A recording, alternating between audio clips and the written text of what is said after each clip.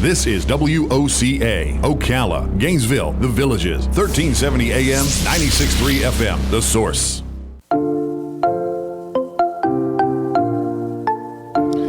All right, 5 minutes after 10 o'clock. Nice looking day out there, Robin. Looks beautiful, huh? Gorgeous. So when's the last time you went to a baseball game? Oh, gosh, it has been a while. It's been a while, right? Yeah, it has been a while. Last time was the college up in Gainesville. Gators. That's right. We went to the Gator game. That's right.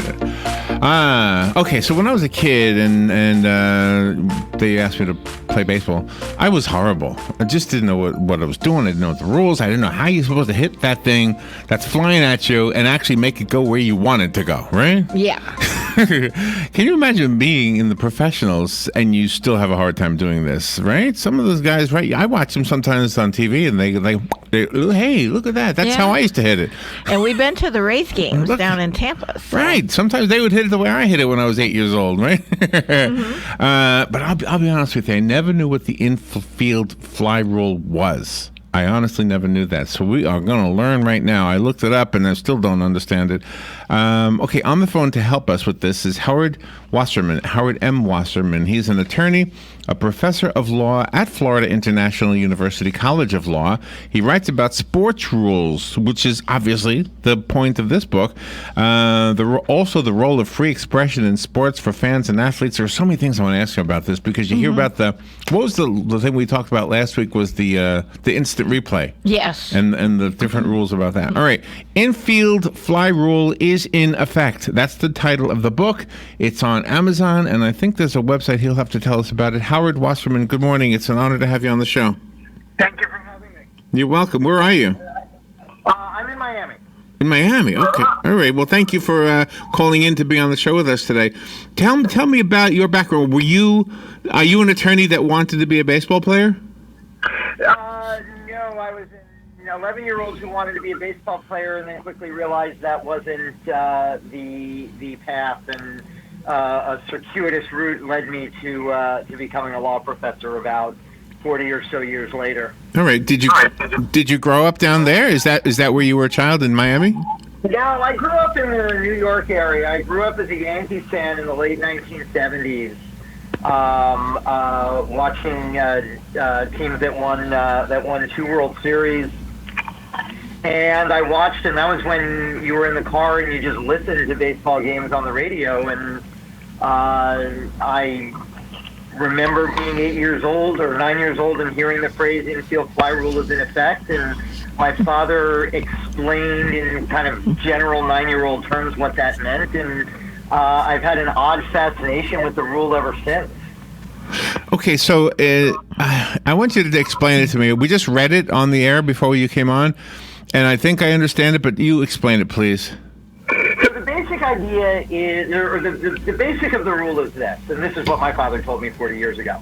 When the batting team has runners on first and second or the base is loaded with less than 2 outs, and the batter hits a fair fly ball that is playable by an infielder with what the rules call ordinary effort, so it can easily catch a ball, fair fly balls. The batter is called out, and regardless of whether the fielder catches the ball, and if the fielder doesn't catch the ball, the runners can advance at their own risk. They can run or not like any other ball that is, any other fair ball that is uncaught. But it's no longer a forced play. Wow. Is there? Can you help us understand why they made that rule?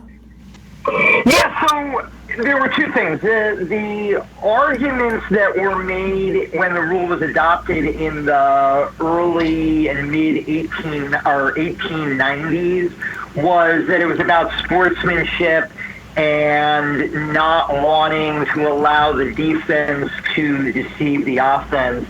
The argument that I lay out is that it's really about maintaining a certain equity and fairness between the teams on a given play. And the problem is this.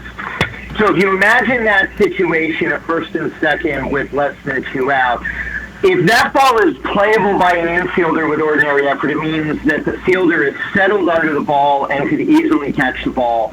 But it also means that he could easily just let the ball drop to its feet drop to the ground at his feet, pick it up, and now the base runners are sort of hung up. They couldn't advance to the next base while the ball was in the air. Okay. And so they had to wait at their current bases. Now the ball falls to the ground, and the fielder can pick it up and would have a really easy chance to get a double play on the two base runners, who are not going to be able to get from their current bases to the next bases in time to beat the throw. And there's a 1911 newspaper article that I found that described it as the runners being up a tree. So there is nothing they can do to avoid that double play. And so the idea of the infield fly rule is to eliminate that unfair double play, that cheap double play, because even if the infielder doesn't catch the ball, because the batter's been declared out on the infield fly rule, the base runners don't have to advance. So there's no chance for that force-out double play on multiple base runners that the offense really isn't going to be able to avoid or prevent. Is there a way, as a spectator, is there a way for you to know that's probably going to be called, they're probably going to call the infield fly rule? Is it popping? Does the ball fly like between home plate and the pitcher's mound? No, so the call can be made on a ball that travels pretty far into the outfield. Really? The question is whether an infielder could catch the ball easily. So you get a sense of, everybody knows the situation when the rule could come up. And you get a sense when a ball is hit that it is likely to be called. And the umpires will make the call with a signal. It's a right fist raised in the air. And that's the signal that everybody is looking for and that everybody knows to look for. So ideally, the players will know pretty early what the situation is, both from the umpire making the call and from their experiences as players and knowing the rules. Right.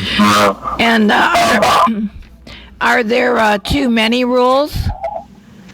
I don't think so. I think the rules are there to govern the game and to handle all the various situations that come up in the game. So I don't think there are extraneous rules, the rules that serve no purpose. I think they all serve some purpose.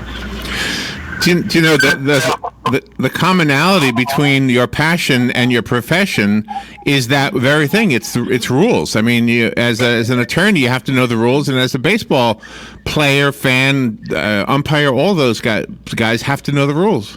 That's absolutely right. And there is a small cottage industry of law professors who write about sports rules from a couple of angles, some looking at what sports rules tell us about judicial systems and systems of rules and laws. There's a long-standing law professor fascination with the infield fly rule itself. Just talking about it as a rule, trying to apply it to law.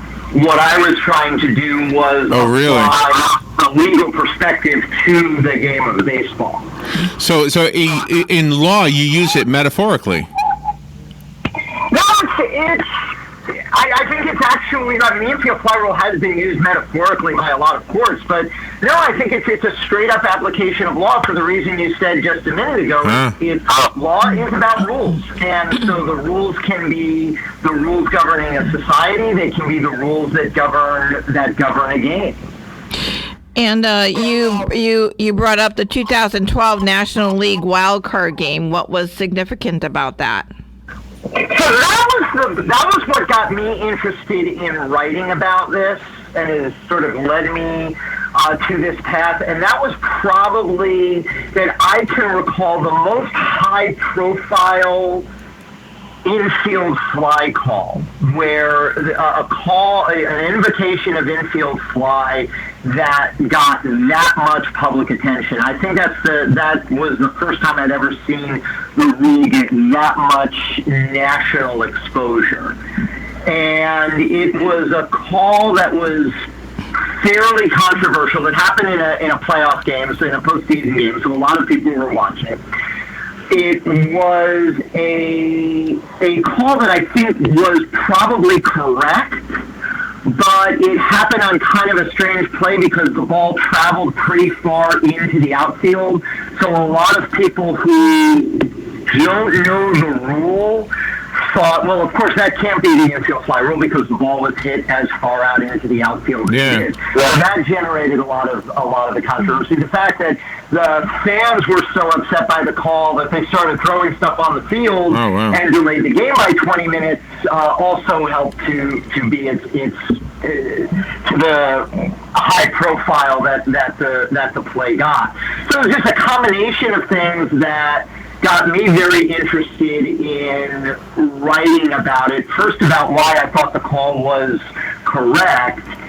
And what I discovered from some of the reactions to the early writings was there were a lot of people out there who were critical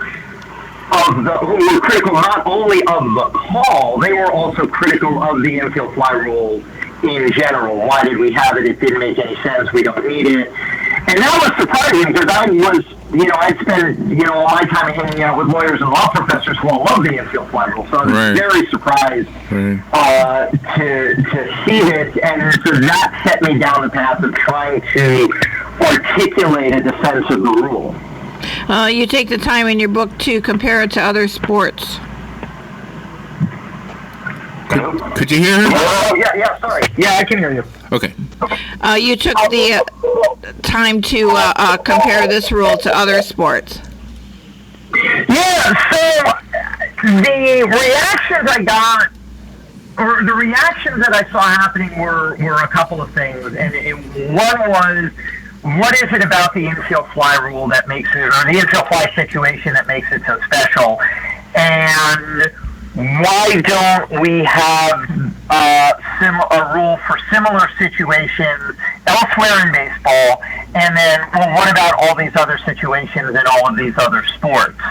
So once I came up with a framework for understanding why we have the infield fly rule, I could then apply it to a whole bunch of other situations in other sports and say, okay, this, football needs this particular rule because this is analogous to what the rulemakers were doing in baseball. This situation doesn't require any special rule, and this is why.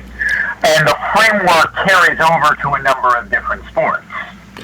Do you know, I've often wondered in an attorney's job, if the judge were for some crazy reason to order you and the opposing attorney to switch sides, it seems like your training would make it possible. Like you could go from being a defense attorney to being a prosecuting attorney just because you know the law and you know how the game is played. It sounds like you do that in the book. It sounds like you actually make a point that you may not agree with personally, but you make the point, right? You show the other side. That is what we train students to do in law school. That they never know with rare exceptions, they never know who they're going to be working for, which side they're going to be representing in any dispute. So they need to be able to argue both sides of a particular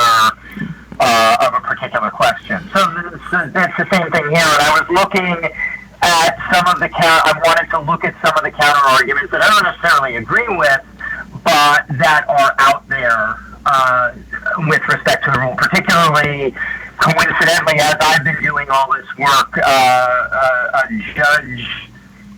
federal judge in California named Andrew Guilford has been arguing for getting rid of the rule. And so he and I have had some nice back and forth.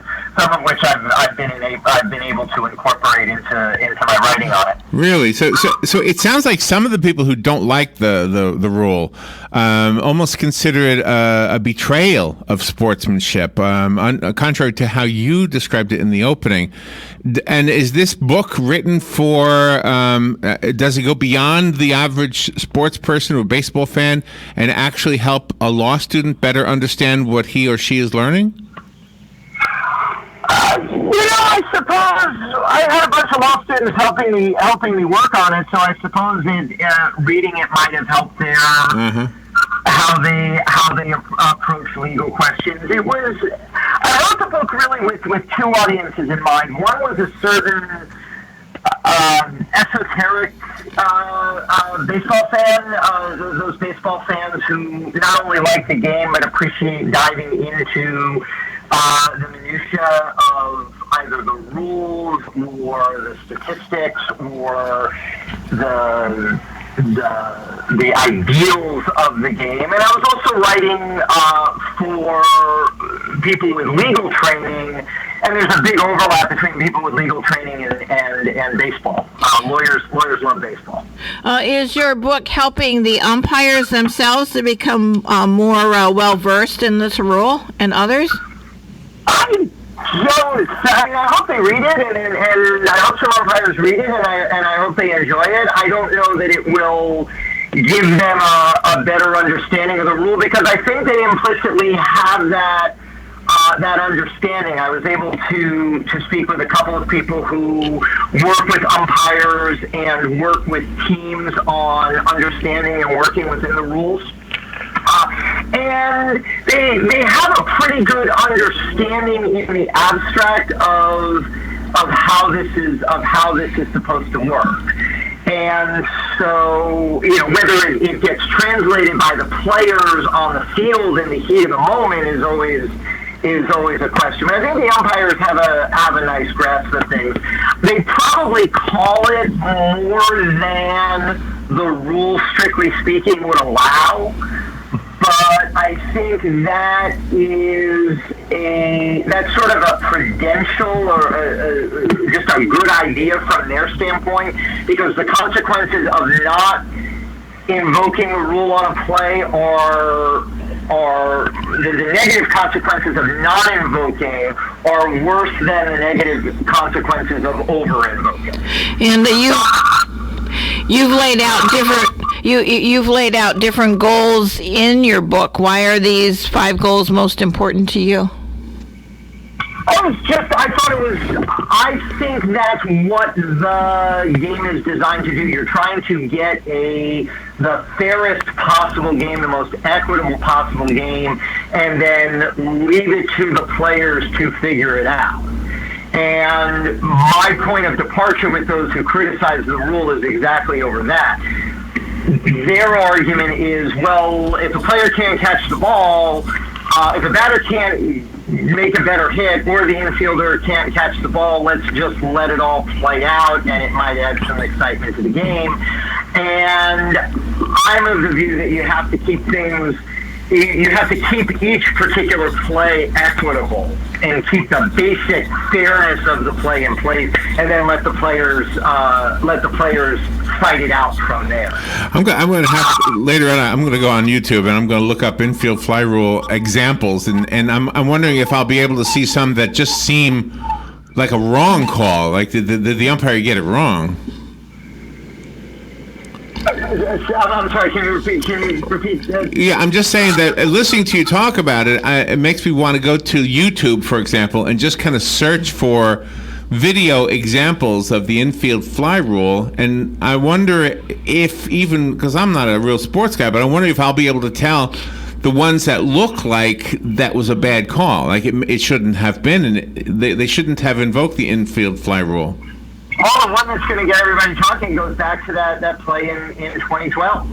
And what was unique about that was, as I said, it was hit pretty far out into the outfield. Yeah. And the shortstop had to go a long way out to get the ball.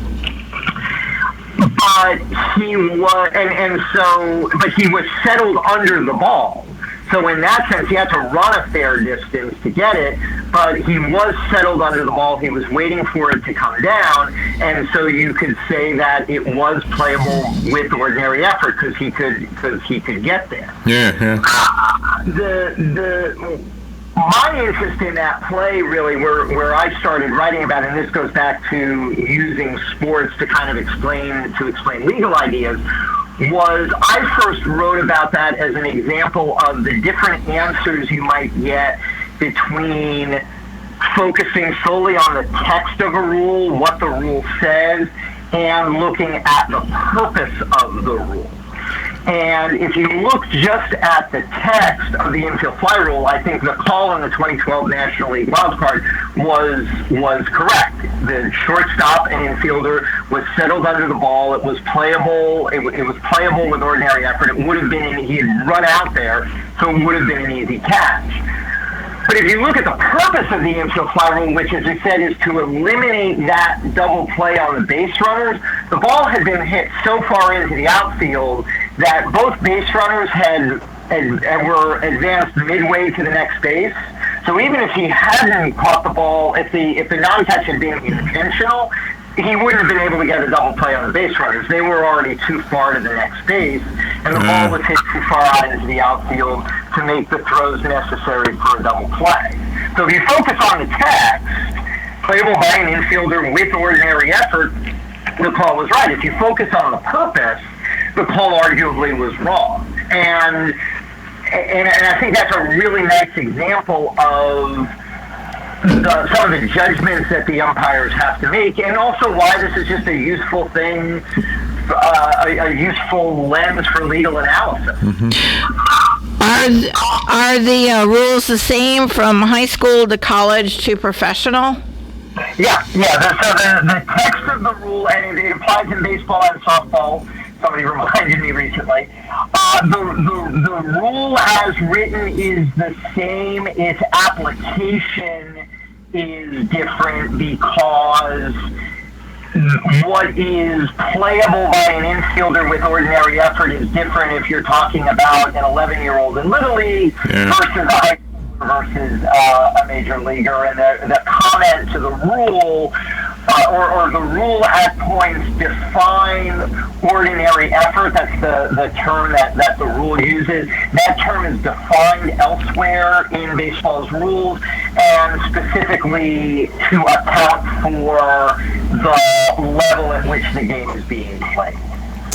So, has there ever been enough pushback against the rule to try to undo it? What do you call it? Repeal it? You know, you talk to people in baseball and they just kind of roll their eyes at the idea that it would be repealed. Nobody thinks it's going to be. So a lot of it is just there was a website called Abolish the Infield Fly Rule. Oh, really? Years ago, but just throwing ideas out there. But it was not written by somebody with any sort of influence. So it's not something that anybody within baseball is seriously talking about. It's an academic discussion. It's a fun academic discussion to have. And one of the things I found in fact, since the book has been published and talking to a number of people, is there are people who think, well, okay, we have to keep the rule, but let's change it a little bit. So keep the basic idea, but change exactly what the structure of the rule is. So there's a number of different things. Our guest is Howard M. Wasserman. He is the author of the book called Infield Fly Rule is in Effect, and I found it on Amazon, where it says, drawing on interviews with experts, legal arguments, and a study of every infield fly play in 8 major league seasons. This book tells the complete story of the rule. Oh, this is fascinating stuff. Let's see, I found it on Amazon, obviously. Do you have a different website you want to recommend? You can also find it on the website for McFarland Press. Okay, very good. Well, thank you for doing this. And when's your next game? When are you going out again? I'm actually taking a group of students to a game sometime in June. All right, that sounds fun. Hey, thank you so much. Thank you for being on the air with us today. Thank you for having me. You're welcome. We'll be right back.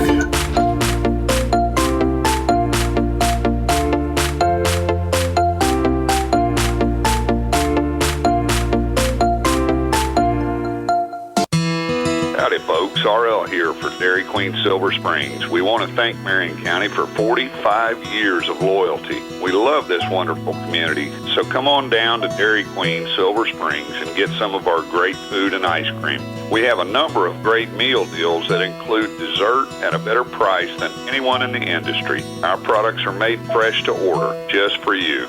Dairy Queen Silver Springs, where we always treat you like kings and queens. Attention passengers for Flight 1370. The plane has been delayed at its departure point and will be at least 2 hours late. Fox News. I'm Lillian Wu. President Trump blasting Democrats for problems with migrants at our southern border. I don't get what their plan is. Do they want to let people in that shouldn't be here? Because we have people that are trying to get in that shouldn't be here. Speaking to Maria Bartiromo on the Fox Business Network. 414,000 people apprehended at the southern border for fiscal year 2019. That's already surpassed all of last year's total. The word is out, as they say, radio ads playing all across Central America. Smugglers apparently promising a path to the American dream. That is coming from Border Patrol this morning. Fox's Aisha Hasni. And Chicago's top prosecutor, Kim Fox, subpoenaed over her handling of the Jussie Smollett case. This according to the Chicago Sun-Times. This is Fox News. Pros know doing it right means buying